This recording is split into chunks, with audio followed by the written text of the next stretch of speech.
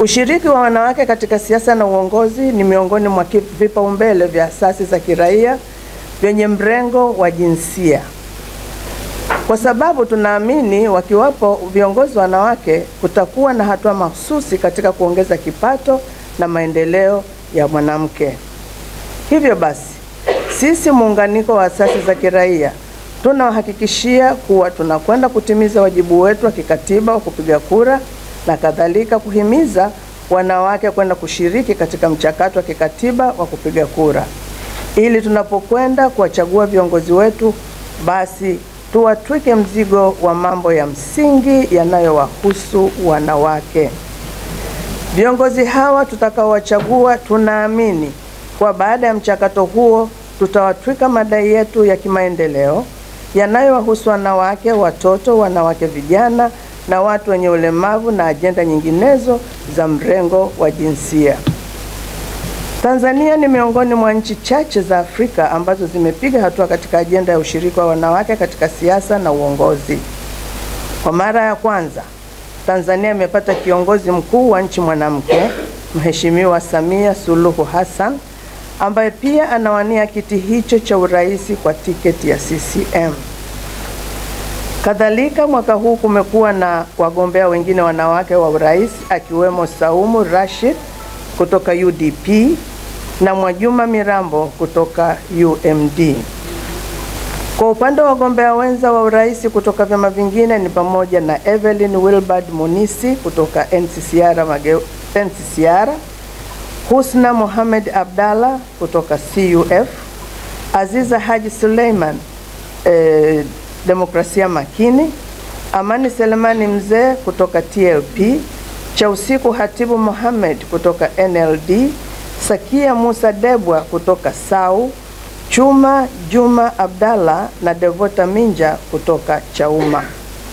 Hii ni hatua kubwa ya kidemokrasia kwa Tanzania na kwa ajenda ya ushiriki wa wanawake katika siasa na uongozi. Tunapokaribia uchaguzi mkuu, tunapenda kuwakumbusha Watanzania kuwa mwanamke kiongozi anaposhika madaraka asihukumiwe kwa jinsia yake, bali kwa uwezo, uzoefu na dira yake ya maendeleo.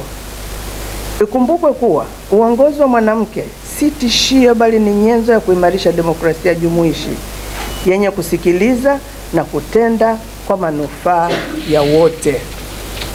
Tunapenda kuikumbusha jamii kuwa katika kipindi hiki cha kampeni na uchaguzi ni muhimu kuepuka lugha za kejeli, udhalilishaji na mashambulizi ya kibinafsi, hasa katika misingi ya kijinsia.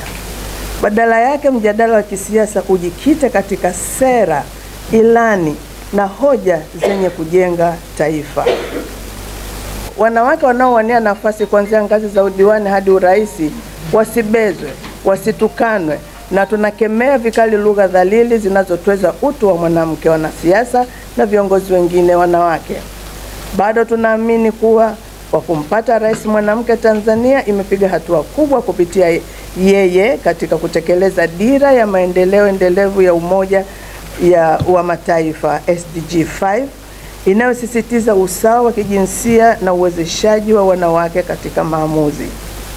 Kupitia rais huyu mwanamke tumeona sheria kadhaa zikibadilishwa, ikiwemo ya vyama vya siasa na hata miradi mikubwa ya maendeleo ikiwemo ya afya.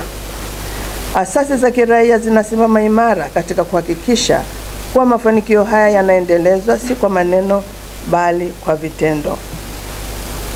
Ushiriki wa wanawake katika siasa unaongeza uwajibikaji, uwazi na ustawi wa kijamii, kwa kuwa tafiti nyingi zinaonesha kwamba mwanamke au wanawake viongozi wanapendelea sera zinazogusa elimu, afya, haki za watoto na usawa wa kiuchumi.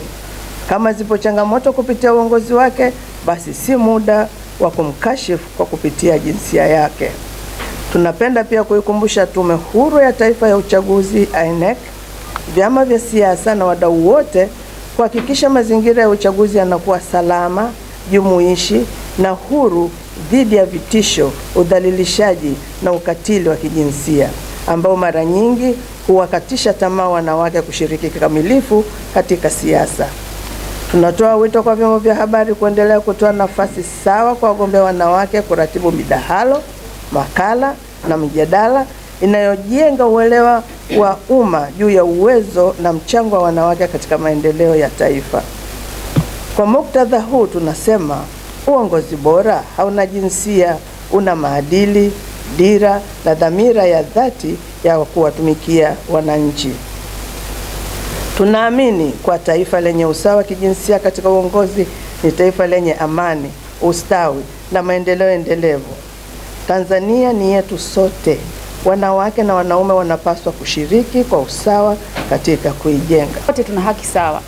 Tumeona katika miaka ya karibuni hata wasichana wengi wamekuwa na shauku na hamu ya kutamani kuwa viongozi kwa sababu tu kuona kuna viongozi wanawake ambao wameshika nafasi kubwa ambayo kwa historia ya Tanzania haikuwahi kutokea. Kwa hiyo hii imewahamasisha wasichana wengi, mabinti wadogo, wa umri wa kati na wakubwa kutamani kuwa na sisi miaka ya mbeleni tuweze kushiriki kwenye nafasi za maamuzi. Na wameonekana katika vyombo mbalimbali vya habari wakionyesha uwezo wao. Hii inatupa mwongozo na mwanga kuwa kumbe wapo watu wakionyesha mifano wanaweza wakavuta watu wengi ambao wako nyuma na wakashika nafasi zile ambazo kwa miaka mingi kuanzia Beijing mpaka leo tumeendelea kupigania hizi nafasi. Katika tamko hili kwa kweli tunatoa ushawishi mkubwa sana wanawake, pamoja na ngazi tuliofikia ya kuhamasisha wanawake mpaka tukapata idadi hiyo kubwa ya wanawake kujitokeza kwenda kugombea nafasi za uongozi na siasa. Sasa hivi tuhakikishe kwamba tunakwenda kupiga kura. Tusiwavute nyuma, tuwasogeze mbele. Ili kipindi kijacho wanawake, idadi ya wanawake ongezeke zaidi na zaidi, ili taifa letu hatimaye lipate kile kinachoitwa usawa kijinsia katika ngazi zote za Tanzania. Na tunawaomba sana wanawake na hawa hivi asasi ambazo zinashughulikia masuala ya wanawake wasichoke na wasirudi nyuma. Na kama mafanikio haya ambayo ni makubwa sana kwa mwaka huu kwa kuwapata wanawake kupitia vyama mbalimbali kwenda kugombea, kuamua kugombea pamoja na hali zote zilizopo, na sasa tuhakikishe kwamba hapa ndio tumeanza, ndio kwanza kazi imeanza ya kuhamasisha wanawake. Swala la msingi ambalo tunalitegemea ni kuendelea kuongeza au kupaza sauti kuhusu swala zima la ushiriki wa wanawake katika masuala mazima ya uchaguzi. Tunapoangalia swala zima la uongozi ni swala ambalo linawagusa sana wanawake, kwa sababu wanawake ndio wenye changamoto nyingi kipindi cha uchaguzi na hata baada ya uchaguzi. Baada ya uchaguzi wao ndio watumiaji wa huduma au wahitaji wakuu katika masuala mazima kama yalivyoelezwa hapa kwenye swala zima la kwenye tamko letu kwamba masuala ya afya. Wanawake ndio walengwa wakubwa kwenye swala zima la afya, kwa sababu wao ndio wauguzaji, wao ndio wauguaji hasa kipindi kile cha ujauzito, kujifungua, hata kuenda kulea watoto. Lakini kwenye swala zima la elimu, wao ndio wanaokuwa karibu zaidi na watoto, ambao wao watahitaji misingi, sera bora ambazo zitasimamia swala zima la elimu. Tuendelee kuwajengea wanawake imani kama tunavyojengea kwenye majukumu mengine ya nyumbani na ya kifamilia. Tuwawezeshe kama tunavyowezesha kwenye sehemu nyingine. Sisi kwenye swala la uongozi ndio tunawarudisha nyuma. Kama tumeamini wanawake kuwa mama zetu na kuhudumia familia na majukumu mengine ambayo yanatuhusu wanawake, basi tujue kwamba kwa namna hiyo hiyo wanaweza pia kushikilia nyadhifa mbalimbali za serikalini kuanzia ngazi ndogo mpaka ngazi kubwa. Kwa umoja wetu na kuendelea kuhamasisha jamii kwa ujumla, kuendelea kuweka imani kwa wanawake, tusivutane nyuma, tuwasogeze mbele.